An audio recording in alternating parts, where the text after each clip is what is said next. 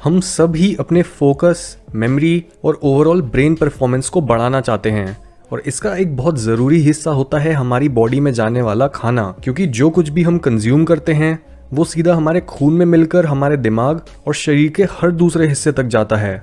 Top 10 foods की बात करेंगे जिनकी रेगुलर कंजम्पशन आपके मेंटल प्रोसेसेस को ज़्यादा स्मूथ बना सकती है। नंबर 10, एग्स, क्योंकि नेचर ने एग्स को ऐसे बनाया है कि उसमें एक नई लाइफ फॉर्म डेवलप हो सके और इस वजह से एग्स काफी पोटेंट और न्यूट्रिएंट डेंस होते हैं। आपको एक एग में vitamin B6, vitamin B12, folate और कोलिन जैसे न्यूट्रिएंट्स देखने को मिलते हैं। नंबर 9, होल ग्रेन्स, क्योंकि हमारे टोटल बॉडी वेट के सिर्फ 2% के बराबर के होने के बाद भी हमारा दिमाग हमारी पूरी डाइट की लगभग 20% कैलोरीज कंज्यूम कर लेता है। पर ये कैलोरीज कहाँ से आनी चाहिए ये भी जानना जरूरी है, क्योंकि एक साउथ एशियन कंट्री में पैदा होने की वजह से हमारी बॉडी लोकली उगने वाले ग्रेन्स जैसे गेहूं, ब्राउन राइस, राई या ओट्स को पचाने के लिए और इनमें मौजूद न्यूट्रिएंट्स को एफिशिएंटली यूज करने के लिए बनी है। यही रीजन है कि क्यों होल ग्रेन्स एक कांस्टेंट और स्टेडी एनर्जी सप्लाई के लिए बेस्ट ऑप्शन होते हैं। और नंबर 8, डेट्स, क्योंकि डेट्स हमारे दिमाग में मौजूद इन्फ्लेमेशन बढ़ाने वाले प्रोटीन्स को कम करने में काफी मदद करते हैं, जिसका असर हमारी मेमोरी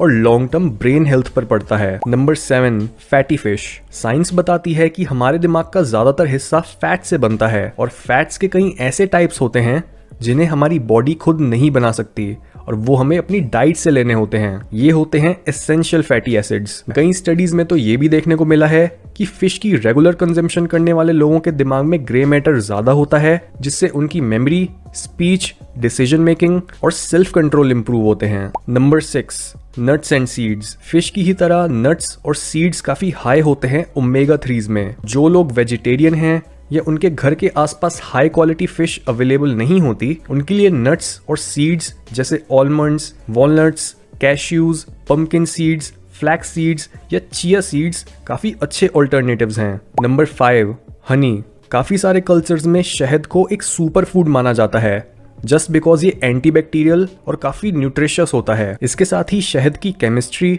हमारी खून से काफी मिलती जुलती है और अगर आपको ब्रेन फॉग होता है, आप किसी चीज पर फोकस नहीं कर पाते या आप इजिली अपने आप को रिलैक्स नहीं कर पाते हो, तो शहद की डेली कंजम्पशन आपको काफी अच्छे रिजल्ट्स दे सकती है। नंबर 4, डार्क चॉकलेट, क्योंकि डार्क चॉकलेट और कोकोआ पाउडर में मौजूद फ्लेवोनॉइड्स और ऐसे कई एंटीऑक्सीडेंट्स हमारे दिमाग के उन हिस्सों को तेज बनाते हैं जो लर्निंग और मेमोरी से जुड़े हैं। 2013 में हुई एक स्टडी में पता चला था कि कोकोआ हमारे न्यूरॉन्स की ग्रोथ बढ़ाकर हमारे दिमाग को टॉक्सिन्स के नेगेटिव इन्फ्लुएंस से बचाता है। और तो और डार्क चॉकलेट हमारे मूड के लिए भी काफी अच्छी होती है। Number 3, oranges. ब्रेन फूड्स की कोई भी लिस्ट बिना एक विटामिन C रिच फूड के अधूरी होगी, क्योंकि हमारी बॉडी विटामिन C को नेचुरली नहीं प्रोड्यूस कर पाती, जिसकी वजह से अगर हम रेगुलरली अपनी डाइट में विटामिन C नहीं ऐड कर रहे तो उसका असर हमारी बॉडी के हर ऑर्गन पर पड़ता है, इंक्लूडिंग हमारा ब्रेन। Number 2, turmeric. ये स्पाइस काफी यूजफुल होती है हमें काम रखने में